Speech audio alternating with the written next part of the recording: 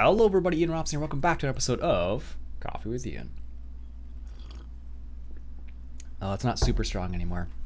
The very first cup of coffee I had this morning was like hella strong. You know when you make a pot of coffee and you the very first little bit of the coffee pot is like the strongest because it just went through like the fresh grinds.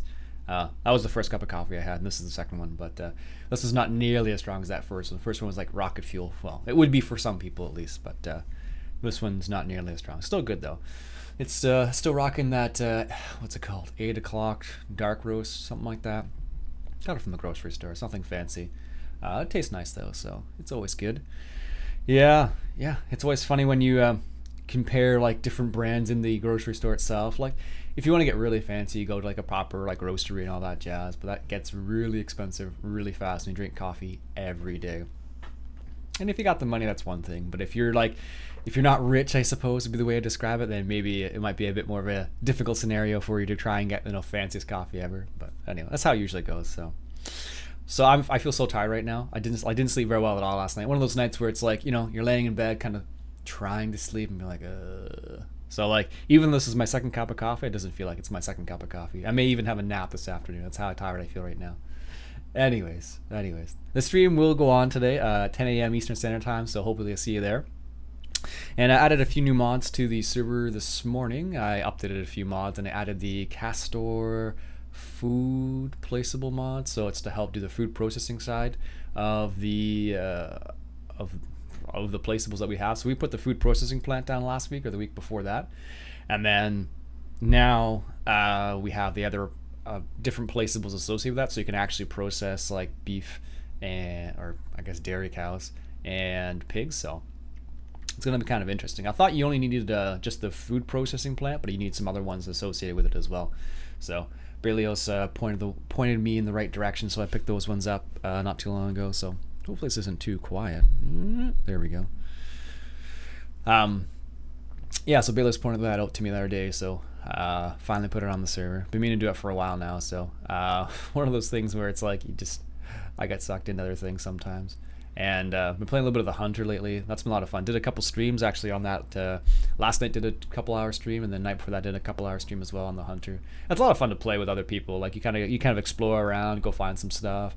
Bison was actually quite a lot of fun actually with a group of people, because like generally speaking, not everyone has. Well, so far at least in my experience, not everyone has a really good that top end gun. So like I was playing with Berlioz and Mitch, for example. And I have the range master, which is the biggest one you can get. And then Mitch had one of the smaller ones, and then Bayless had one of the smaller ones. Although Bayless could get the big one, but he just sticks with the 7mm. So it's kind of fun actually. So the ideal way to do it would be everyone to go after the same bison, but it never works that way. So actually, speaking about the Hunter, they actually talked about releasing a new map, which is kind of neat. So that's the reason why I've been playing on Hirschfeld a lot more lately, is because I haven't explored that one at all. And it's actually a lot of fun. So it's kind of like starting the game from the beginning, I guess, really, because it's kind of like everything's new and exciting. I have to discover all the outposts and stuff like that. So it's kind of neat. Although there is a hack around that. You could easily get one of your friends to host the game, and then assuming they have the tent, they just drop the tent at every outpost, and you can just teleport to the tent. So although it seems like only the hoster of the game can drop a tent, it seemed like, which was kind of interesting. I don't know if that was has always been the case, or that's just recent, because I don't know. I don't know. I haven't dropped the tent very often, so it's helpful for like loading fuel and whatnot. So,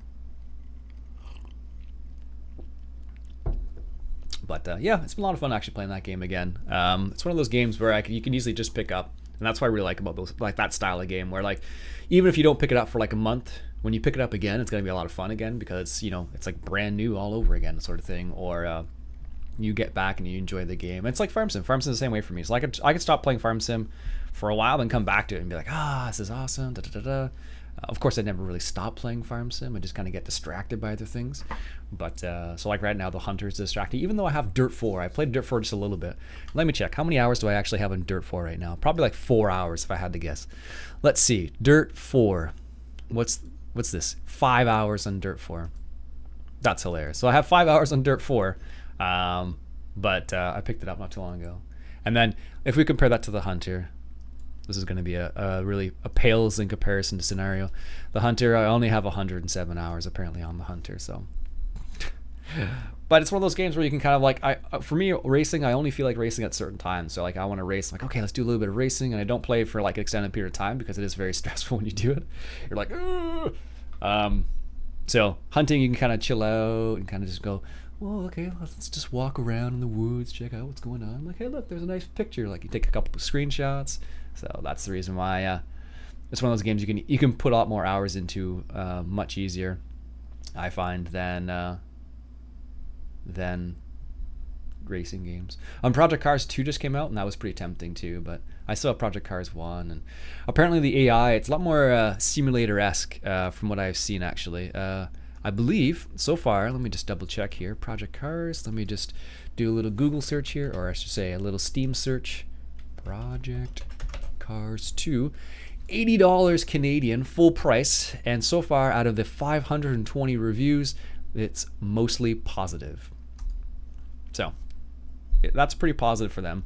And I don't know how simulator-esque it is in comparison to other games, but apparently it's one of the more simulator-esque versions of Project Cars. I think my wife just woke up. So it's pretty cool. So having said all that, do I have anything else to say? Yeah, actually in the Hunter, they, as I mentioned, they're going to bring out a new map soon. So that's going to be kind of cool to see what it's like. It's all going to be like an Arctic map. So it's going to be, they're going to have buffalo. Are they going to have buffalo? No. Caribou, sorry. Moose, lynx, which is going to be like the fox, which is going to be hard to find. And then boar is going to be there as well. And I don't know if there's anything else. Deer, I'm assuming, of some sort. There's one deer, I can't remember the name of it. It's like a something deer. What's the name of it? Something. Anyways, but they're going to have that in there too. So yeah, there's that DLC coming out. There's the Italian, is it?